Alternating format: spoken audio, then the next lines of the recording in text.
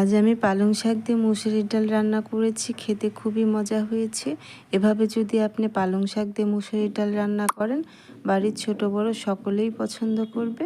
আসসালামু আলাইকুম, কেমন আছেন সবাই? চলুন দেখা যাক পালং শাক আর মুসুরির ডালের এই রেসিপিটি আমি কিভাবে তৈরি করেছি। প্রথমে এখানে আমি 1 আঁটি পালং শাক নিয়ে নিয়েছি। ফ্রেশ পালং শাকটা আমি এখানে নিয়ে নিয়েছি। এখন আমি পালং শাকগুলো বেছে নেব।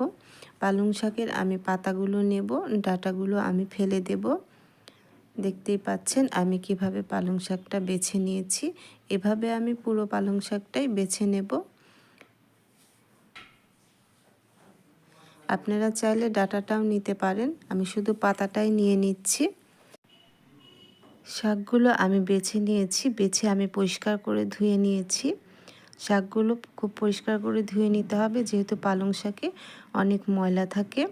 এই শাকগুলো আমি কেটে নিচ্ছি না, যেহেতু এই শাকটা আমি প্রেসার কুকারে রান্না করব। তাছাড়া পালং শাকের পাতা খুবই নরম হয়, না কেটে নিলেও হবে, ধুতে যেয়ে অনেকটাই ভেঙে যায়। এখন আমি পালং শাকগুলো একটি প্রেসার কুকারের মধ্যে দিয়ে দিয়েছি। আপনারা চাইলে এটা হাঁড়িতেও রান্না করে নিতে পারেন। এখানে আরও দিয়ে দিলাম 1 কাপ মসুর আর মুগের ডাল। আপনারা চাইলে এক ধরনের ডাল দিয়েও এই রান্নাটি করে নিতে পারেন।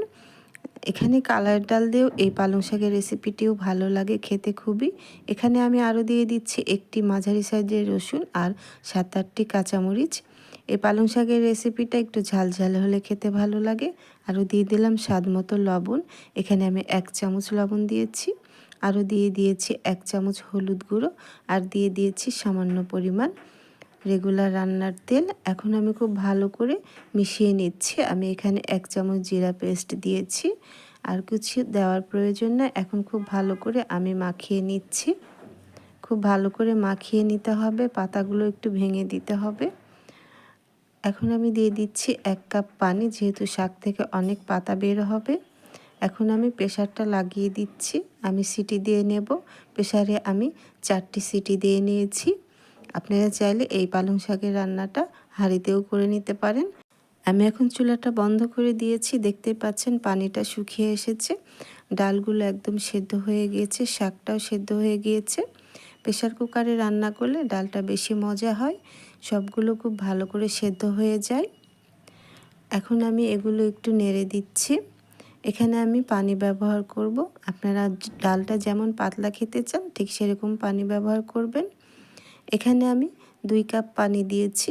2 কাপ পানি দিয়ে আমি খুব ভালো করে জাল করে নেব। এখন আমি এখানে নর্মাল পানি দিয়েছি, কারণ এই ডালটা আমি এখন বলক তুলে নেব। ডালটা আমি এখন ঘুটে দেব, খুব ভালো করে ঘুটে পাতাগুলো একবারে ভেঙে দেব।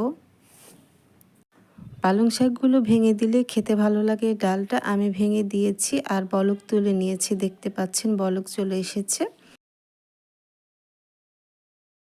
এখন আমি বাগার দিয়ে নেব। একটি ফ্রাই প্যান ভালো করে গরম করে নিয়েছি, তাতে দিয়ে দিলাম সরিষার তেল।